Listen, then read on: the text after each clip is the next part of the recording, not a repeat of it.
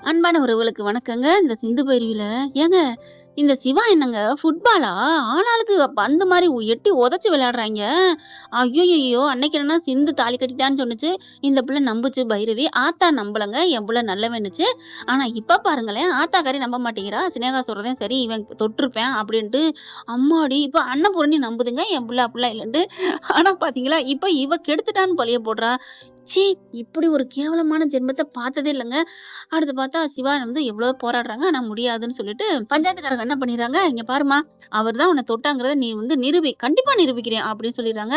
"சீக்கிரம் 1 வாரம் தான் உனக்கு டைம். அதுக்குள்ள நீ நிரூபிச்சிட்டனா, உனக்கு நாங்க கல்யாணம் பண்ணி வைக்கிறோம்" அப்படின்றாங்க. சிவா ஆடுறாங்க. சிந்து என்ன பண்றாங்க, "நானும் இந்த சவால ஏத்துக்கிறேன். ஏன்னா என் டாக்டரு சுத்தமானவரு. கறந்த பால விட சுத்தமானவரு" அப்படின்னு சொல்லிட்டு அடிச்சு சொல்லுது. அந்த ராமருக்கு அடுத்து என் புருஷன் அப்படி இப்படின்னு சொல்ல, அது என்னமோ கரெக்ட் தான். சிவா பாவங்க நல்லவன் தாங்க.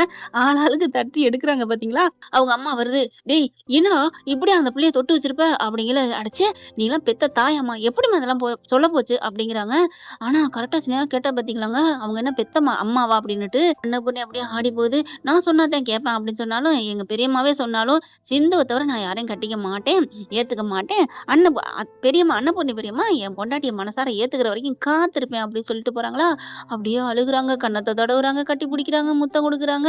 "முத்தம் போதாதே" அப்படிங்கிற மாரி 2 பேரும் கட்டி புடிச்சு தழுவ, ஆறுமுகம் வராரு, பைரவி வராங்க. அப்படிங்கிறாங்க. டக்குன்னு விலகுறாங்க.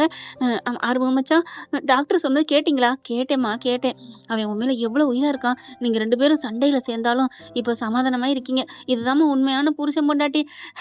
எல்லாருக்குமா அந்த குடுப்பின இருக்கு" அப்படின்னு போக, "ஹலோ" அப்படின்னு திருப்புறாங்க. "என்னம்மா?" அப்படிங்கல. "என்ன ஜாட பேசுறியா?" அப்படிங்கல. "ஜாடைலாம் பேசல. உண்மைய தான் சொன்னேன். எனக்கு இல்ல. நான் எவ்வளவு உயிரா இருக்கேன்னு அந்த ஆண்டவனுக்கு தெரியும். விடு பைரவி" அப்படின்ட்டு போறாரு. பைரவி அப்படி நிக்க. சிந்து எவ்வளவோ சொல்லுது. ஆனா பைரவி கேட்க மாட்டேங்குது. இப்ப என்னன்னா சிந்துவும், சிவாவும் பயங்கரமான ரொமான்ஸ்ல நனையிறாங்க. பயப்படலாம் இல்லங்க. என் பொண்டாட்டின்னு சொல்லிறாரு. அதுக்கு மேல என்ன பயம்? சிந்துவ கூட்டிட்டு போறாங்க. போய் உட்கார்ந்து பேசுறாங்க. இப்ப என்ன பண்ணலாம்? "எப்படி டாக்டர் இப்படிலாம் போய் பேசுறா? அவ போய் பேசுவாம்மா." "நான் நம்ப மாட்டேன் டாக்டரே. நான் ஒரு வாட்டி வந்தப்ப அவ உன்னைய கட்டிப்பிடிக்க வந்தா. நீ தள்ளி விட்ட டாக்டரே." அப்படிங்கிற. "அடி பாவி! எப்படி வந்த?" "அதெல்லாம் வந்தேன் தான்" அப்படின்னு சொல்ல, உன்னைய காத பிடிச்சு திரிறாரு. "டாக்டரே டாக்டரேன்னு" அழுகுறாங்க. "அதெல்லாம் முடியாதுடி.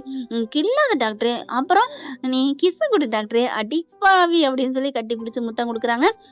கண்டிப்பா டாக்டர் வந்து நல்லவருன்னு நிரூபிச்சு போராடி ஜெயிப்பாங்க சிந்து. ஏன்னா, எப்பேர்ப்பட்ட பொய்ய சொல்லி தாலிய கட்டிருக்காங்கன்னா, டாக்டருக்காக எந்த லெவலுக்கு வேணாலும் இறங்குவாங்க தானே! கரெக்ட்டா இல்லையான்னு கமெண்ட்ஸ்ல சொல்லுங்க. ஃப்ரெண்ட்ஸ், உங்க பொண்ணான கையால ஒரு லைக்க போட்டு சப்ஸ்கிரைப் பண்ணி தேங்க் யூ ஃப்ரெண்ட்ஸ். ஆதரவு குடுக்க மறந்துறாதீங்க.